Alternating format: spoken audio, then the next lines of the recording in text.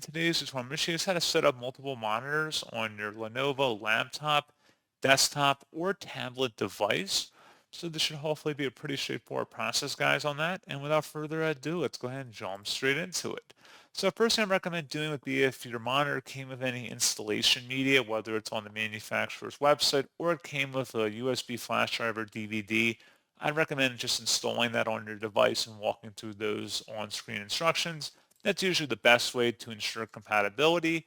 Something else we can try too is just using the built-in Windows features. So if you select the Start button and search for Settings, best result, you go back with Settings here, open that up, and then select System on the left panel. On the right side, select Display, and then if you scroll down, select Multiple Displays, and then select the Detect button next to Detect Other Display. You can customize your display preferences here, and you can also select Advanced Display to customize even further some of your refresh rate settings or dynamic refresh rate if you choose. And that's pretty much it. So as always, thank you guys for watching this brief tutorial. I do hope that was able to help you out, and I do look forward to catching you all in the next tutorial. Goodbye.